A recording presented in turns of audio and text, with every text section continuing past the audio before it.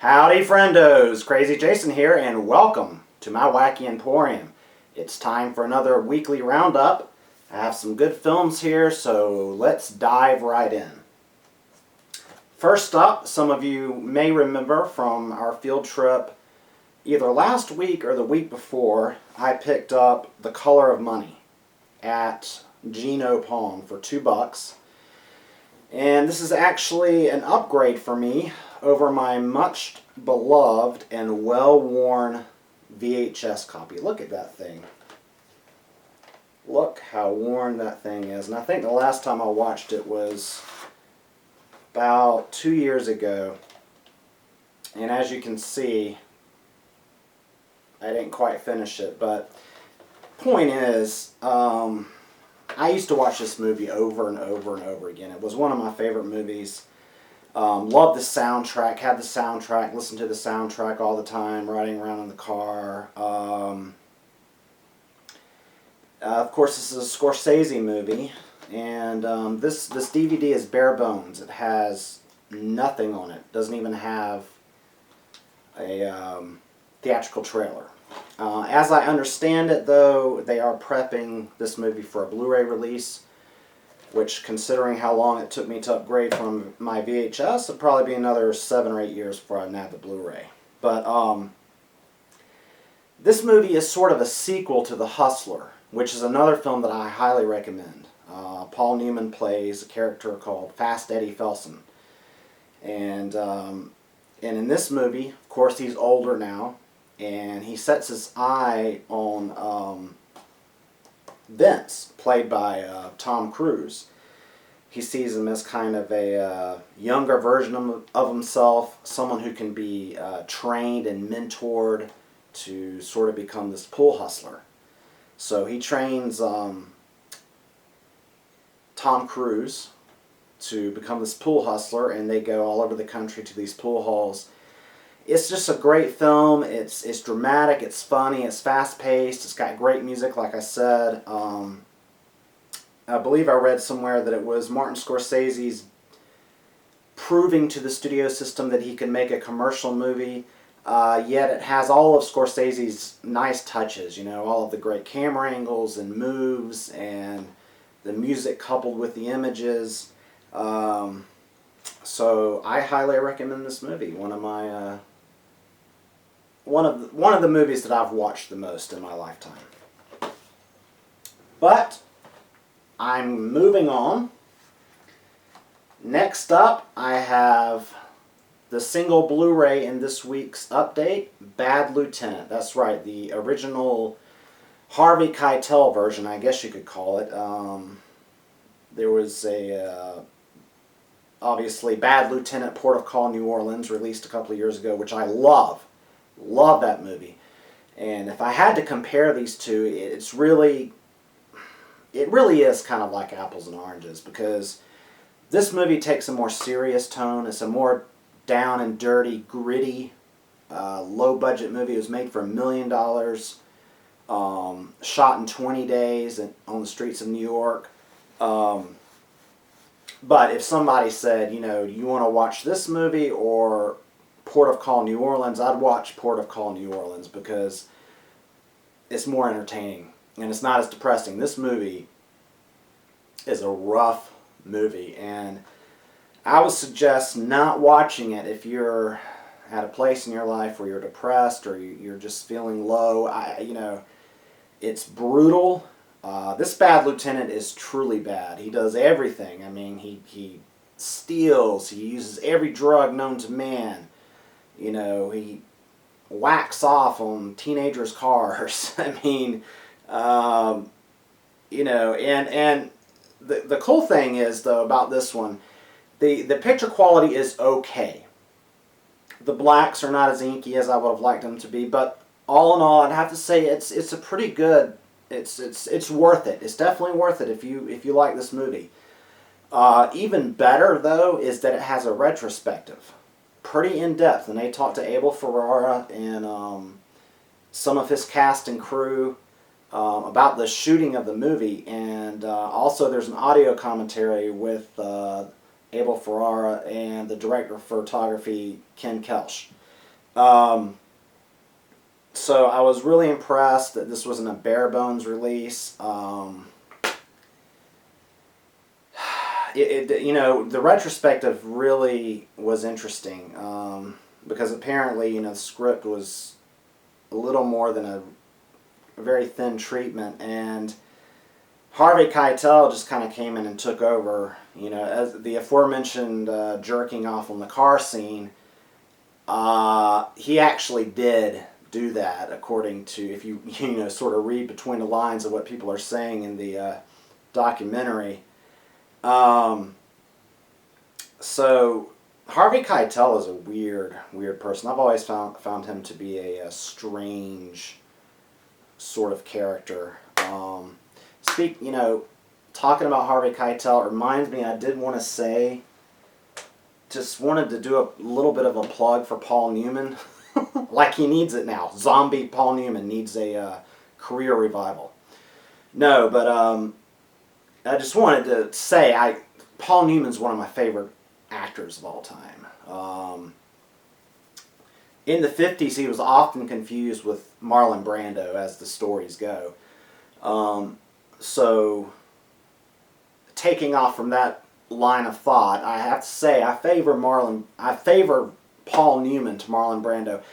Everything that Paul Newman was in, you know, even if it wasn't the best movie, it was always good for some, because of him, because of his presence, and his, you know, he had a great voice. And my favorite movie of his is one that I actually don't have, and it's called HUD. And if you haven't seen it, I highly recommend you go right out and watch that. Also, The Hustler is another really good movie. Anyway, back on track.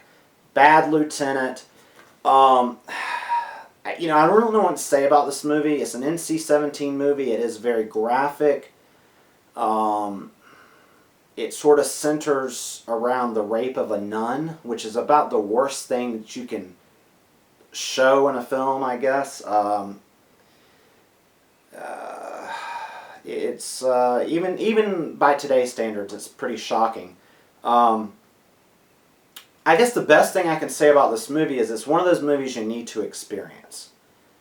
I mean, if you love films, you know, this is one of those movies that you definitely need to experience, because it is an experience, and it will not bore you. That being said, you know, it's kind of weird having the Blu-ray, with my philosophy that any Blu-ray in my collection is something that I could take out and watch at almost any time.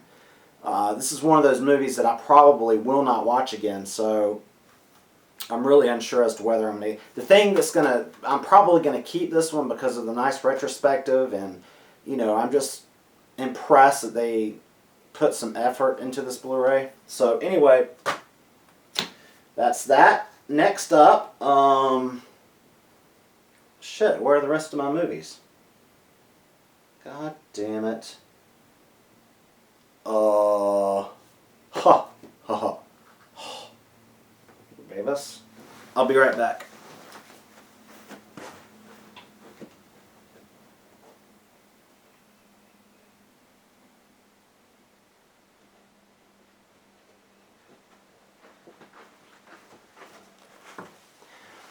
Okie dokie then. Hey Krazy, why can't you edit? I don't know. I can edit. I do edit. But that's all part of the experience. Alright, so next up we have The Third Man. Carol Reed's The Third Man. Brilliant film. This is the Criterion edition. Of course, this is out of print. Both this is the original. Then they did a reissue, and of course they had the Blu-ray.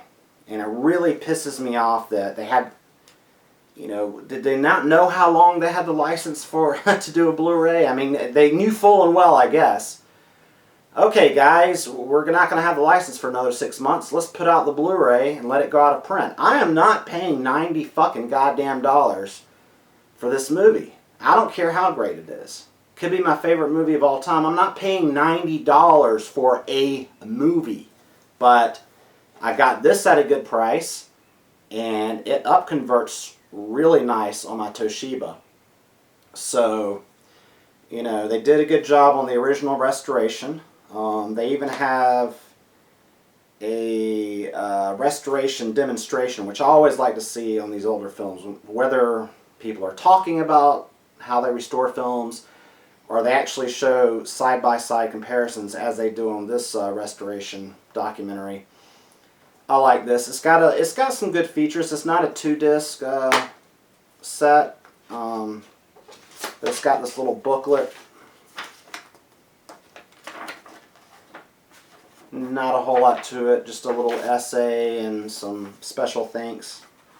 Peter Bogdanovich introduces the movie, and I like Peter Bogdanovich just because of his wealth of knowledge, especially about Orson Welles. And there's some talk there about, you know, Carol Reed really didn't have all of these extreme, how should I put it, stylistic flourishes in his directing career, and then he puts out this movie, which is very stylistic. So the question, you know, is how much influence did Orson Welles have on Carol Reed? And it's just all speculation that, you know, after the movies that Orson Welles put out, you know, Carol Reed was obviously influenced by those movies, and the fact that Orson Welles was going to be in it, you know, he kind of upped the ante. You know, stylistically, this movie it's beautifully shot. A little heavy on the Dutch angles. I found that there were too many of them, and at times I wondered what was the use of having it. That being said, there's not a lot to complain about in this, but this is an almost perfect movie from beginning to end. It's fairly brisk for an older film, so those of you who find older movies boring may not find this one as boring. It's got an interesting and strange score that kind of just gets stuck in your head, and almost doesn't work with the film, but does. And everything comes together. It's some people kind of put it in a film noir category. Some people put it in kind of a foreign espionage. I kind of put it's more of a mystery to me. Joseph Cotten plays this character who comes to Vienna to search for his friend who presumably has died, and it's a good mystery, and I can't really say much more about the plot without giving away plot points, but I highly recommend it, and I do believe that it's still up on Netflix Instant Watch. So if you have Netflix, you know, you can check it out on Instant Watch. I don't think it's in HD, but, you know, might still look good. Next up, George Stevens, A Filmmaker's Journey. This is a documentary about George Stevens, made by George Stevens Jr., his son, obviously. Came out in 1984, I believe. Yeah. And George Stevens was never, I don't know, he's not one of my favorite directors of that era. I guess I'm speaking of the 40s and 50s here. But he did a lot of good work. My favorite movie of his is Shane. And that is a great movie. It's a Western, which I'm not big on Westerns, but Shane, you know, it's awesome. I mean, everything about it is awesome. This documentary is really interesting. They interview Fred Astaire, Warren Beatty, Montgomery Clift, James Dean. Well, obviously they don't, you know, interview James Dean's corpse, but Cary Grant, Katharine Hepburn. They interview Katharine Hepburn a lot, and what I found interesting were the things that were left out. Like, for instance, I believe he made either 2 or 3 films with Elizabeth. Don't you hate it when you set your cell phone to fucking vibrate, and, you know, to stop it from irritating you, and yet it vibrates like right off the top of your desk or wherever you set it and falls on the fucking floor anyway. Sorry, folks. I gotta get out my aggression somehow. Where was I?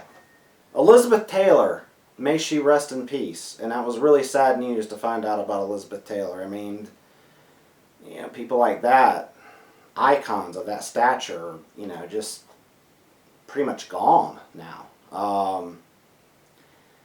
But she was not in this film. They did not interview her, and I'm wondering why. She was in, you know, Giant, and she was in one or two prominent roles in his films, and stuff like that always interests me. Also, he shot, at the time, the only known color film of the European ground war in World War II. So, in this documentary, at the time, people were seeing this color footage from World War II for the first time ever, and they spent some time showing it, and that was the most interesting thing about this documentary to me, was seeing that. And they shot the footage of the taking of Paris, the retaking of Paris, from the landing at the beaches going all the way into Paris, and they had some you know, Holocaust footage as well, which was sad, but it was just really interesting. The man definitely led an interesting life. He definitely was a master filmmaker. If you like George Stevens, if you like the movies he's made, I definitely recommend. Or if you like documentaries about movie making and the people who make them, then I highly recommend this. Moving on. The Player.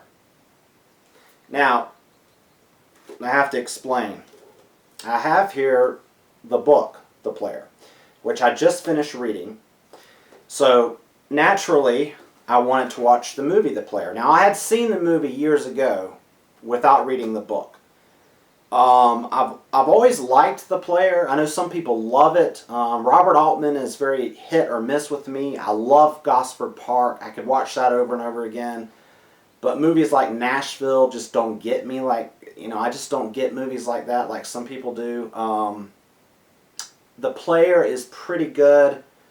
Although I have to say that I enjoyed the book more, because it just, the interior monologue of Griffin Mill, the main character, is hilarious. The guy is a lunatic. So here I am, I'm plugging the book and I'm plugging the movie, but I'm saying, you know, this is a great classic book about Hollywood in the late 80s, early 90s. You know, it's obviously a lot of it's satirical, but it was a fun read. I want to point out some things about this DVD. It's very interesting.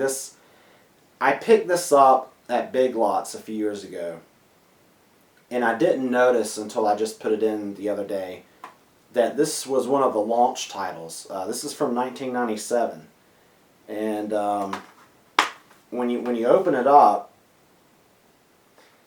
it has care tips or cleaning tips at the bottom for your DVD. And all of the features have exclamation points beside them. On the back here, the widescreen version converted from new high-definition transfer of the film, exclamation point. Commentary by Robert Altman and Michael Tolkien, exclamation point. Robert Altman featurette, exclamation point. Everything's got an exclamation point. View The Player in the finest quality available for your home theater with the sharpest picture and best sound. How exciting it must have been when this came out. For those of you out here out there, not here, I wish you were here, I'm a bit lonely right now. If you have the Blu-ray or if you've seen the Blu-ray, let me know how the PQ is. I'm very curious, because this DVD looks like shit. And I don't know what to tell you. I mean, I got it for $3 at Big Lots. Don't pay a penny more than that, because I actually took it and watched it in the TV in my bedroom on a smaller screen, because it looks so bad on my big screen. I just couldn't take it. It's really horrible. But you know, they've really gotten better at you know, never mind Blu-ray. They've gotten better at DVD. So yeah, I recommend this. Again, you know, I enjoyed the book more than the movie, But I have to give Tim Robbins a lot of credit. He is hilarious. He's great as Griffin Mill. And also, I really was surprised. I really liked Whoopi Goldberg. I don't know. I know she's done a lot of goofy stuff, and sometimes I forget that she's not just Guinan and Sister Act, but that she not that there's anything wrong with Guinan, but you know, she had a great character role in this movie. So yeah, definitely recommend that. Well, guys, I think I better wrap it up. Leave it there for this week. But thanks for watching. I hope you enjoyed it. And I'll see you next week for my weekly roundup. I'm Krazy Jason, and you've been in my Wacky Emporium, baby.